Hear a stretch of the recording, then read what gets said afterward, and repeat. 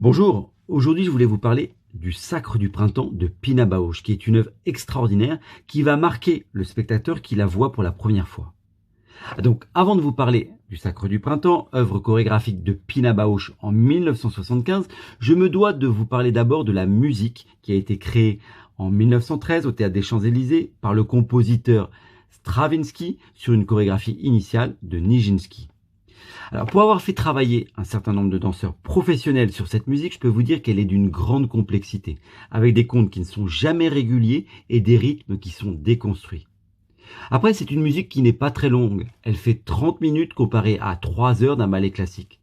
C'est une musique qui est viscérale. Elle vous prend aux tripes et on imagine très bien le sacrifice d'une jeune femme au printemps, un peu comme si c'était un film au cinéma.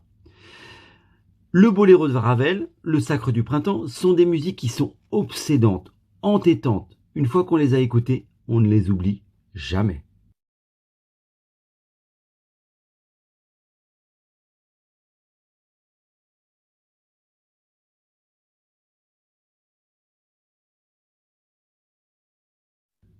Qu'est-ce qui fait la particularité du Sacre du printemps de Pina Bausch ?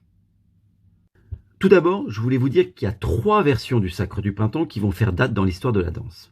La première version, donc la version initiale par Nijinsky en 1913. La deuxième version, c'est celle de Maurice Béjart en 1959, qui va utiliser un grand nombre de danseurs masculins sur le plateau. Et puis la dernière version, la version de Pina Bausch en 1975. À cela, moi j'ajouterais quand même la version du chorégraphe français Emmanuel Gatte, qui est une version avec des danses de salon en 2004. Il faut dire qu'un certain nombre de chorégraphes français et étrangers se sont essayés à cet exercice difficile et périlleux que la réinterprétation de ce chef-d'œuvre. Donc, dans la version de Pina Bausch, le sol du plateau est recouvert d'une terre, d'une tourbe noire.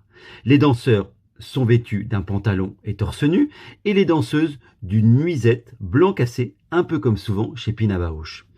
Plus le spectacle va avancer, plus ils vont être couverts de cette terre noire, et s'ajoute à cela aussi une nuisette rouge que va revêtir l'élu sacrifié au printemps. C'est comment la danse de Pina Bausch ? La danse de Pina Bausch, elle est très ancrée dans le sol, et en même temps, elle est très lyrique dans le haut du corps, avec des longs mouvements de bras et des ondulations dans la colonne vertébrale. Elle est faite de grands déplacements dans l'espace et de la répétition nombreuse de cellules chorégraphiques. Elle alterne des moments de solo et des longs passages avec des groupes. En tout cas, elle est très expressionniste.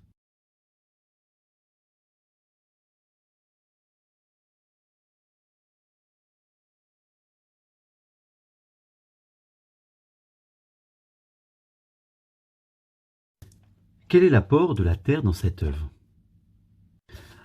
L'apport de la terre, de la tourbe noire, est immense dans l'œuvre chorégraphique de Pina Bausch. Cette terre, elle va marquer les corps, elle va les salir, elle va les rendre rugueux, elle va fatiguer les danseurs, et on pense évidemment à des hommes ou des femmes dans les mines du nord de la France, ou bien à la Roure, qui est la région natale de Pina Bausch. Dans tous les cas, on va pouvoir voir des corps qui sont usés par le travail physique, par le labeur, et c'est cela qui est encore plus émouvant. Allez, une petite anecdote autour de l'œuvre de Pina. La danseuse qui est élue, ou plutôt qui est sacrifiée pour le printemps, va revêtir une nuisette rouge à laquelle il manque une bretelle, ce qui fait qu'on voit son sein. Lorsque j'ai vu ce spectacle à l'opéra avec mes élèves, on a pensé que c'était un problème technique, et mes danseurs élèves étaient très impressionnés par la concentration de la danseuse en une telle situation. Eh bien non, c'est fait exprès, et même aujourd'hui, je me demande si c'est vraiment nécessaire.